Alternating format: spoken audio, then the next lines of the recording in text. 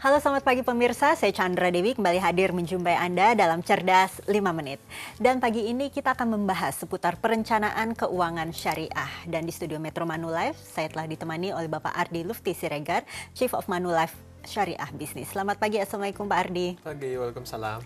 Pak Ardi, langsung saja bisa dijelaskan apa yang dimaksud dengan perencanaan keuangan syariah ini Pak? Ada 5 dalam konteks perencanaan keuangan syariah. Yang pertama, mengelola keuangan sesuai cash flow syariah. Yang kedua, kemudian mengumpulkan kekayaan melalui investasi syariah. Yang ketiga, kemudian yang disebut sebagai proteksi, ya, memproteksi keuangan kita melalui asuransi syariah.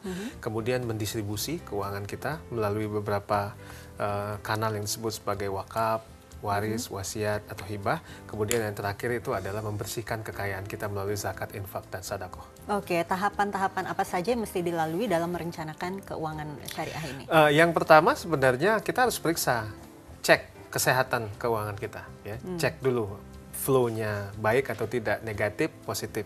Kemudian yang kedua adalah tentukan tujuan-tujuan kita ketika kita mengeluarkan ataupun menabung uang. Kemudian membuat anggaran-anggaran yang sesuai dengan apa yang kita mau keluarkan dan anggaran akan apapun yang mau kita simpan atau mau kita investasikan.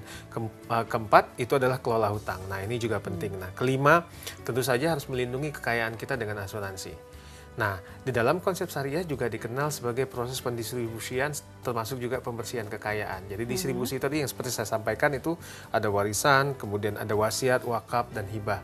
Nah, yang terakhir itu kita bicara tentang pembersihan kekayaan melalui zakat, infak, dan sedekah. Oke, jadi kira-kira komponen yang wajib ada dalam pengelolaan keuangan syariah ini apa saja, Pak?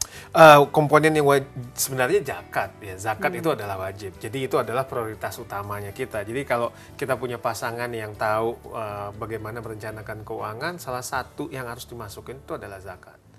Dan zakat ini yang tentunya akan akan membersihkan kekayaan kita, ya, dari konsep Islami. Kemudian akan lebih efektif kalau kita memiliki partner yang juga memiliki tujuan keuangan yang sama dan kita dan sama-sama ngerti dan paham bahwa zakat ini adalah hal yang wajib dimasukkan dalam pengelolaan keuangan.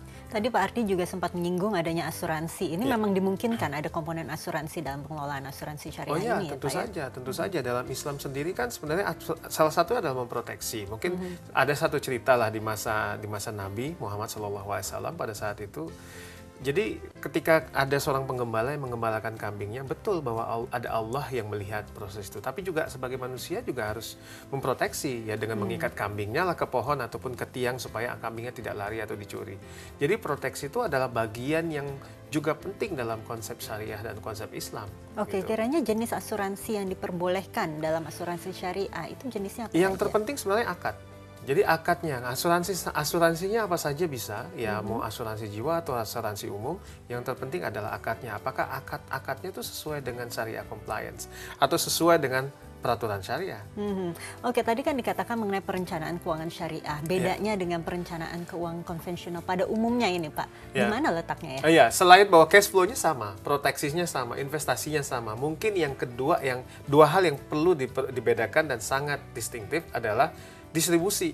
Nah, kalau dibicara tentang pengelolaan keuangan syariah, itu ada distribusi ke wakaf misalnya, ke hibah seperti yang saya sampaikan. Yang kedua, perbedaan yang sangat mencolok itu adalah soal pembersihan dari kekayaan tersebut, which is melalui zakat, infak, dan sedekah. Oke, bagi mereka yang barangkali ingin jauh lebih dalam, ingin mengetahui mengenai perencanaan keuangan syariah, kiranya poin-poin apa saja yang harus diketahui? Iya, berapa, misalnya ini standar sebenarnya, berapa anggaran yang Anda keluarkan, berapa penghasilan Anda, berapa yang harus Anda keluarkan, berapa zakat yang Anda harus berikan, berapa biaya rutin, biaya bulanan yang Anda harus keluarkan setiap bulan, itu yang Anda harus kelola dengan baik, dan berapa investasinya. Nah, itu yang harus Anda miliki untuk bisa mampu secara basic, secara mendasar mengetahui bagaimana mengelola keuangan syariah. Baiklah, Pak Ardi, terima kasih banyak atas informasinya, ya, Pak, ya, dan juga kehadirannya. Dan pemirsa, demikianlah Cerdas 5 Menit, Cerdas Finansial untuk episode kali ini. Saya Chandra Dewi, terima kasih dan sampai jumpa. Dipersembahkan oleh